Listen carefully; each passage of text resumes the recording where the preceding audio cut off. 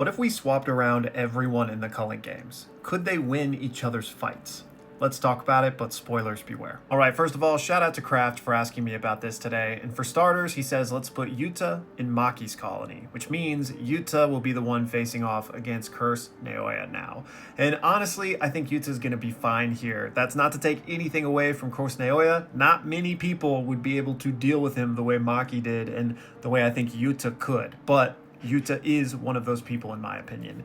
He has a domain expansion. He would probably just defeat Curse Naoya before he fully evolved into his true form.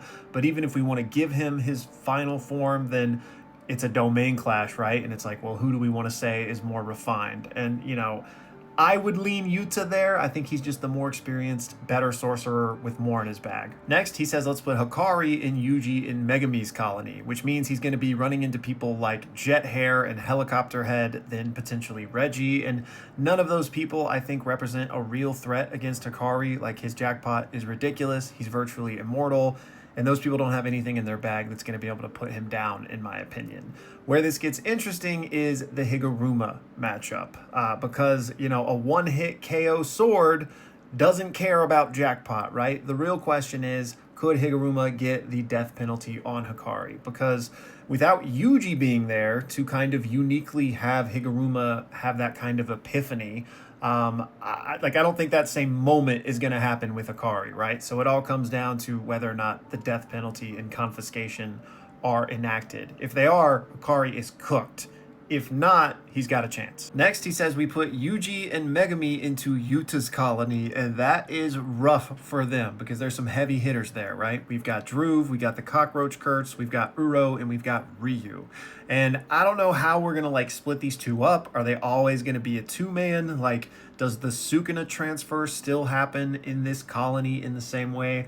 I don't know. But if we're simply looking at the matchups in a vacuum, I don't really think these two can beat some of those people the way that Yuta did. I mean, that three-way domain clash, Megumi has an incomplete domain, Yuji has nothing, so right then and there, they might be cooked. Honestly, I think both of them probably die, unless, again, the Sukuna transfer happens, in which case, everyone else is going to die. And then finally, we put Maki into Hakari's colony, which means she's going to be fighting Kashimo. And what's interesting here is that, she might not fully awaken in the same way because she needed the sumo guy to kind of help her. But assuming she does for the purposes of this matchup, I think she'll beat Kashimo because he's not going to be using his curse technique, and all she's got to do is lop off that head with the Soul Split Katana. Then next, Kraft asked me, what if they had just been feeding everyone who passed away to Rika since the Shibuya incident in order to allow Yuta to copy all of those techniques? So we're talking about the massacred Zenin clan, Yuki,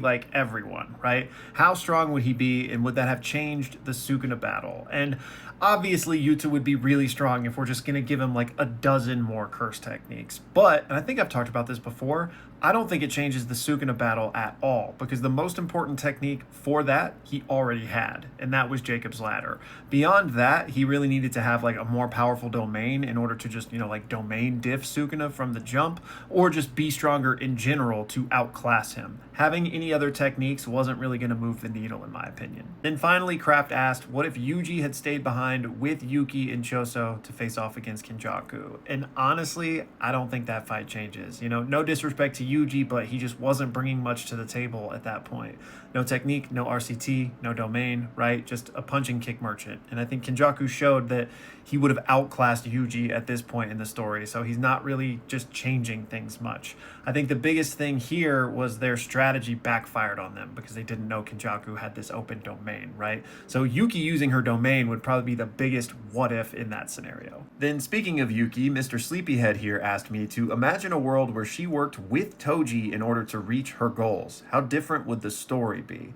Now, this is in reference to Yuki's research into figuring out a way to eliminate curses and specifically studying heavenly restricted users like Toji. She mentions that Toji is the only one she's ever come across with zero cursed energy. So what if he had been a willing participant in her research, right? And this would have been cool, right? Because this duo is crazy, but I don't really think it changes the story much because I don't really know what Toji could have like given her. Like, even if he was a willing participant in the experiments, right? I don't really think they could have like learned a way to make people heavenly restricted, because it was just out of his control. It was fate by birth, whatever we want to call it, right? So certainly a cool pairing, but I don't think it changes much other than maybe Toji lives. And then actually, to cycle back to Yuta, I forgot that I had gotten this question from Zari, which asked, what if Yuta had the original Rika throughout all of JJK? Basically meaning vengeful cursed spirit Rika, the same one from Jujutsu Kaisen 0. And this would be a problem, right? Because this means that Yuta wouldn't have any conditions on his copying, nor would he have any time limit on Rika, at least not seemingly. There was no time limit in Jujutsu Kaisen 0 that was ever referred to, right? So Yuta would be way stronger, right? Now, would that instantly put him on the level of being able to deal with Sukuna? Probably not, but it probably trivializes everything else in JJK. Then next up, I've got another what if scenario here from the big number 2, who says, what if Todo had been a part of the Culling Game arc? He says that he thinks it was a missed opportunity from Gege to not go into Todo's potential struggles post Shibuya of dealing with losing Boogie Woogie and coming back from that. And you guys know that Todo is my GOAT, so I would have loved nothing more than for him to get more screen time. But something I've talked about before is that Todo kind of needed to be written out of the story because he's too much of a game changer, right? Like, if Todo had had his technique and participated in things, some things wouldn't have been trivialized, right? Or he would have needed to be nerfed, which isn't really the best solution either. But that being said, like the big number 2 mentioned here, even if Todo like wasn't participating as an active combatant in the Culling Game arcs, it still would have been cool to get some glimpses at what he was doing, like him coming to grips with losing his technique and losing a big part of what made him him, right? Like, did he go through a big depression? How did he cope with that? How did he come to the eventual realization that he could reignite Boogie Woogie via the Vibra Slap? Like, how did that come to be? It would have been really cool to see those things. But at the same time, again, with Jujutsu Kaisen over only being 270 chapters, some of those types of things there weren't really room for. And something I've mentioned a lot is, a perfect world would have been JJK being 50 more chapters to kind of get some of those cool little pieces here and there. And then finally today, I got this what if from William, which says, Hanami is after you. I don't know what you did, but he's pissed. Luckily, Jujutsu Society has come to your aid and saves you. However, Hanami will come for you again in 6 months. You're given some choices to help you prepare for your fight. First, which mentor do you choose? Gojo, Yuki, or Kusakabe? Second, what cursed tool do you want? A bat that detects weak points on impact, or a fan that summons spectral blades when waved? And finally, what curse technique would you like? Arrow Strike, which allows the user to accelerate the air molecules around their body. Seed Spurt, which basically allows you to get 3 Shikigami, and they're kind of like Pokemon, y'all can read the descriptions up there. And then finally, the Retrospect technique, which once you lock eyes with your target's perspective becomes lagged. Do you think 6 months of training will allow you to defeat Hanami? Okay, first of all, for mentor, I'm going Yuki, because she taught my goat Todo, and there are no other reasons. Next, for curse tool, I'm definitely going with the fan that summons spectral blades, because that sounds awesome. Like, I can do that from range. The bat, I don't got to get up close and personal, right?